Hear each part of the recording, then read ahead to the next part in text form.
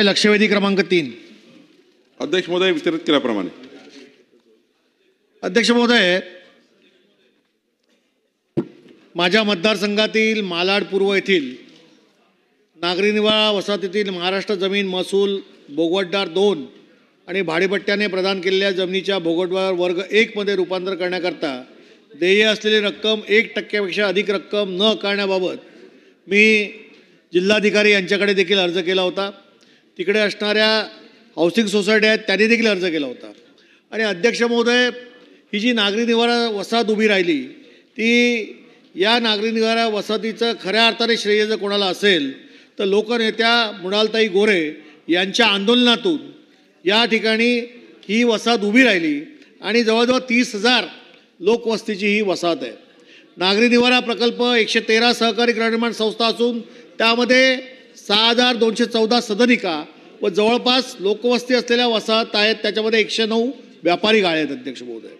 अध्यक्ष महोदय, माझी विनंती अशी आहे की या वसाहतीमध्ये माननीय मंत्री महोदय आपण विचार करा की या वसाहतीमध्ये कोण राहतं आहे तर प्रामुख्याने अल्प उत्पन्न गटातील लोक या ठिकाणी वास्तव्य करतात। कोण आहे त्याच्यामध्ये? भाजी विक्रेते आहेत, रिक्षा चालक आहेत, टॅक्सी चालक आहेत, गटाई व्यवसाय करणारे आहेत, सुरक्षा रक्षक आहेत, असे 30,000 लोक आहेत। आणि अध्यक्ष महोदय, 100% मराठी माणसाची वसाहत आहे। 100% अल्प उत्पन्न गटातील मराठी माणसाची वसाहत आहे। आणि म्हणून माझी विनंती अशी आहे की महाराष्ट्र जमीन महसूल भोगवटा वर्ग 2 आणि भाडेपट्ट्याने प्रदान केलेल्या जमिनीच्या भोगवटा वर्ग 1 मध्ये रूपांतर करण्याबाबत 2025च्या नियमानुसार सहकारी गृहनिर्माण संस्थांसाठी प्रदान केलेल्या जमिनीचे भोगवटा वर्ग 1च्या रूपांतरित करण्यासाठी प्रचलित वार्षिक दर विवरणपत्रातील दराप्रमाणे येणाऱ्या किमतीच्या 10% आकारण्याचा निर्णय शासनाने घेतला आहे।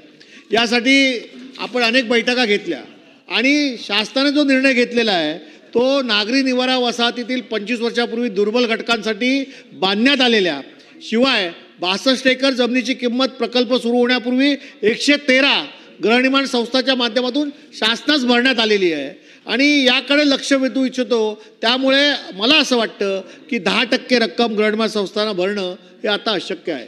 आणि म्हणून मला असं वाटतं की नागरी निवारा संकुलातील 100हून अधिक संस्थांनी अभिहस्तांतर प्रक्रियेत सहभाग घेतला असून प्रक्रिया पूर्ण केल्यानंतर संस्थांना मिळकतीचे अभिहस्तांतर पत्रक केलेलं नाही हे देखील आहे। आणि त्यामुळे माझी विनंती अशी आहे की याच्यावरती मान्य सरकारने आणि मंत्र्यांनी पॉझिटिव्हली विचार करावा आणि राज्य शासनाने 200-300 चौरस फुटाचं क्षेत्रफळ असणाऱ्या घराचे आकरण असलेल्या गृहनिर्माण संस्थांसाठी शासनाने 2025च्या सुधारित प्रश्नानुसार आकारण्यात आलेल्या 10% रक्कम भरणे हे गृहनिर्माण संस्थांना आर्थिकदृष्ट्या परवडणार नाही आणि म्हणून राज्य गृहनिर्माण संस्थेच्या आकारण्यात येणाऱ्या देय शुल्क 1%पेक्षा कमी आकारण्यात यावे अशी माझी विनंती आहे। आणि म्हणून मंत्री महोदय, मी खरोखर अत्यंत तळमळीने या सभागृहात बोलतोय की लोकनेता मृणालताईमुळे जमीन मिळाली, 30,000ची वस्ती आहे, सर्व जे आहेत ते अल्प उत्पन्न गटातील लोक आहेत आणि मराठी माणसाची वसाहत आहे आणि या मराठी माणसाला मुंबईमध्ये टिकायचं असेल तर खऱ्या अर्थाने सरकारने